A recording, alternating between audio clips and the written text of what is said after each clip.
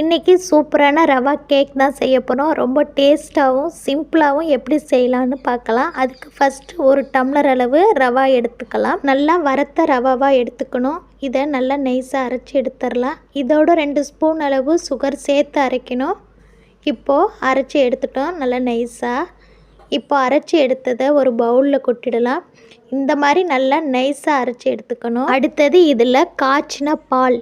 இப்போது எந்த டம்ளரால் ரவா எடுத்தோமோ அதே டம்ளர் அளவு காய்ச்சின பால் எடுத்துடலாம். பால் நல்லா வெதன்னு இல்லாமல் ரொம்ப ஆற வச்சிடாமல் கொஞ்சமாக சூடு ஆறுனதுமே உடனே ஊற்றிடலாம். இப்போது பேக்கிங் சோடா போட்டுடலாம். உங்கள் கிட்ட சமையல் சோடா இருந்தால் அது கூட போட்டுடலாம்.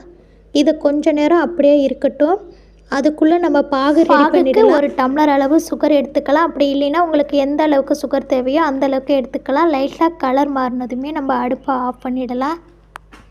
இப்போ கூடுதல் சுவைக்காக 3 சாக்லேட் எடுத்துருக்கோம். அதை போட்டு நல்லா மெல்ட் ஆகிற வரைக்கும் நல்லா கிண்டி விட்டுட்டுக்கலாம். இந்த சூட்லேயே சாக்லேட் நல்லா கரைஞ்சிடும். இப்போது பாகு நல்லா இந்த மாதிரி ரெடி ஆனதுமே நம்ம ரெடி பண்ணி வச்சுருக்க ரவா மேலே எடுத்து ஊற்றிடணும். இப்போ ஊற்றிடலாம். ஊற்றி நல்லா மிக்ஸ் பண்ணி விட்டுடலாம். இப்போது மிக்ஸ் பண்ணி விட்டாச்சு. நல்லா இந்த மாதிரி மிக்ஸ் ஆனதுமே இதோட வெண்ணிலா ஃப்ளேவர் ஒரு ஸ்பூன் அளவு ஊற்றிடலாம். அதையும் சேர்த்து நல்லா மிக்ஸ் பண்ணி விட்டுடலாம். லாஸ்ட்டாக உப்பு சேர்த்துக்கலாம். உப்பு நிறையா சேர்க்கக்கூடாது, ஒரு பிஞ்ச் அளவு சேர்த்து அதையும் நல்லா மிக்ஸ் பண்ணி விட்டுடலாம். இப்போ நல்லா மிக்ஸ் ஆகிட்டு வந்தது. அடுத்தது இப்போ எல்லாம் ஓரளவு ரெடி பண்ணியாச்சு. அடுத்தது நட்ஸ் எல்லாம் சேர்த்துடலாம். உங்கள்கிட்ட என்ன நட்ஸ் இருக்கோ அதை கூட நீங்கள் போட்டுடலாம். நாங்கள் முந்திரி திராட்சை இதில் மேலே அப்படியே போட்டுட்டோம். அடுத்து கேக் ரெடி பண்ண ஒரு கப்பில் நெய் அல்லது எண்ணெய் நல்லா இந்த மாதிரி தடவி விட்டுடலாம் லைட்டாக. அதோட கேக் ஒட்டாமல் இருக்க கோதுமை மாவு கொஞ்சமாக இப்படி தூவி விட்டுடலாம்.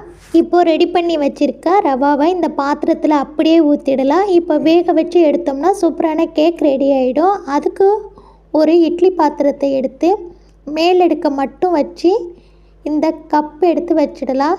அடுப்பை அதிகம் ஃப்ளேமில் வைக்காமல் மீடியம் ஃப்ளேமில் வச்சு நல்லா கேக்கை இப்போது வேக வச்சிடலாம். ஒரு அரை வேக்காடு வந்ததும் மீதம் இருக்கிற நட்ஸை மேலே அப்படியே டெக்கரேட் பண்ணி ஒரு 10 நிமிஷம் மூடி போட்டுடலாம். 10 நிமிஷம் கழித்து ஓப்பன் பண்ணி எடுத்தோம்னா சூப்பரான ரவா கேக் ரெடி.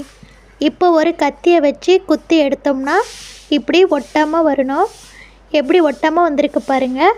ஒரு அருமையான ரவா கேக் ரெடி. இப்போ அப்படியே இறக்கிடலாம். இப்போ ஒரு பிளேட்டில் மாற்றிடலாம்.